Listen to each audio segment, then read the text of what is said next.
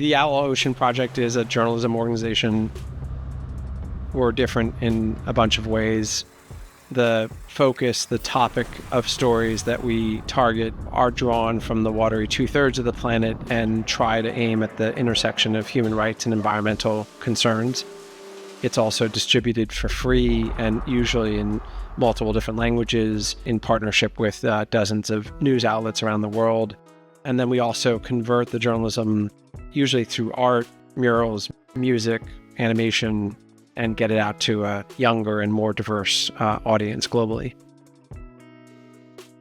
The Outlaw Ocean Institute is sort of a farm team.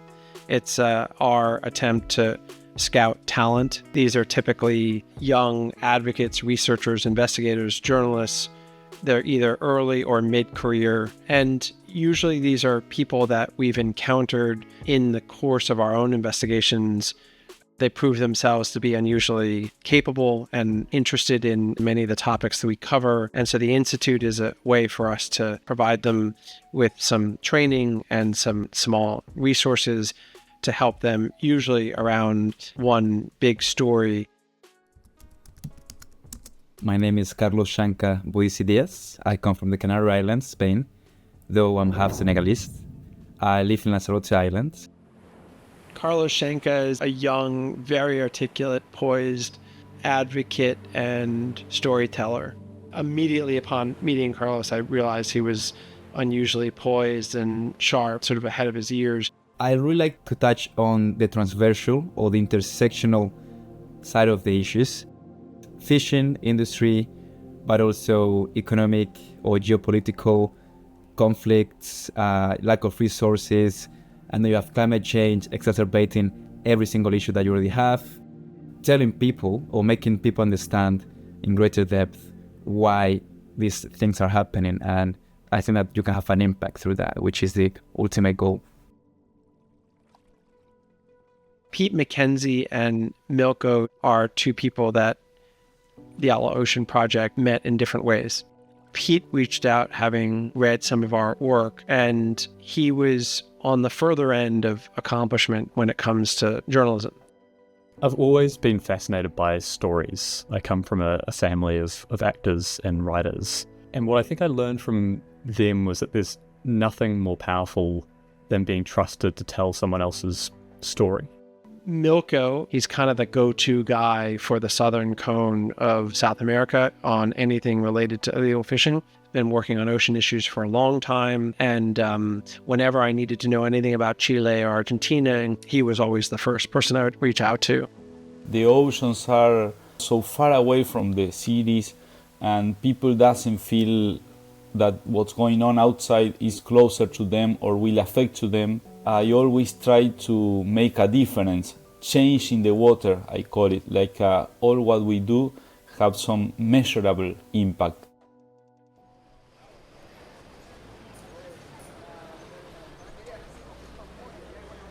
D'accord. Moi, je me présente Omar Saleh.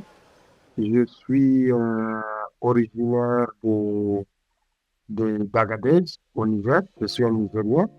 Je suis un journaliste de formation.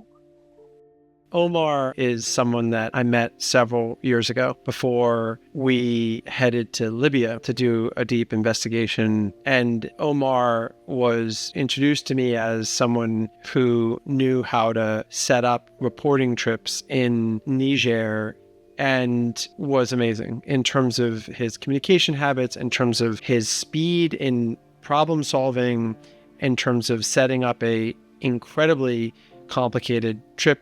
About a year ago, he had been communicating with me on WhatsApp and said he wanted to do a short film about how things were changing in the passageway through a famous place called Agadez that all the migrants pass through on their way north to Libya. Il y a pour objectif de relater les vécus des migrants. C'est une histoire de témoignage des gens eux-mêmes qui expliquent ce qu'ils ont vécu. C'est un genre de journalisme qui apporte des solutions aux problèmes. À travers les vécus et les témoignages des migrants eux-mêmes, qui sont des ambassadeurs de leur propre histoire. Cela peut permettre à d'autres immigrants de comprendre comment les phénomènes de la migration. When he came to us with that story idea, it was very much up our alley, and I knew Omar to be very skilled, and he would get the job done, and so we gave him a fellowship. I'm Pierre Qatar. I'm currently based in Washington, D.C. I'm freelance video journalist and documentary filmmaker. Pierre is a multi-talented guy, person with a huge heart and a lot of follow-through, who plays the long game in relationships and keeps tabs on people, and he's, not a typical journalist. Toka Martin Luther, aka Compto, is a migrant that Pierre and I met while we were reporting in Tripoli.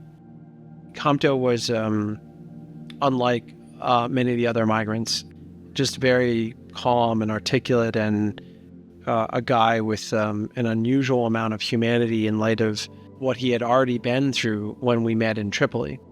Bon, j'ai rencontré Pierre, je peux dire quoi, par des circonstances du hasard, parce que puisque moi j'ai en prison, j'avais un cahier que je notais pratiquement tout ce qu'on vivait. Compto documented the whole scene as it unfolded when this other young migrant was assassinated, basically. And he was able to tell us dates and details in a way that no one else could. And I developed a friendship with him and others, but with him especially. And 2 or 3 years later, he ended up in Italy, and he wrote a 50-page memoir about his travels, from why he left Cameroon to trying to cross to meeting us in Libya. And we're currently working on the manuscript to get it published. Je pense que si il arrivait que le livre la sorte, ça sera un pas vers une solution. Ça change, ça pousse les gens à changer. Ça va attirer l'attention des décideurs ou peut-être des puissants du monde. He wanted the world to see the duplicitous behavior of the international community when it comes to migrants.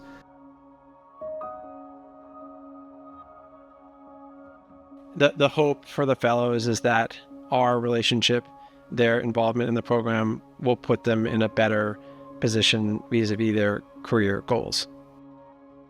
Our definition of success is if I feel that we did right by that fellow, it's usually measured as, do I think they benefited from associating with us? And can I point to things that I think will help them as a person, as a professional? And if the answer is yes, then I consider it success. And it's been an incredible opportunity for us to be able to have a role and a relationship with these young journalists.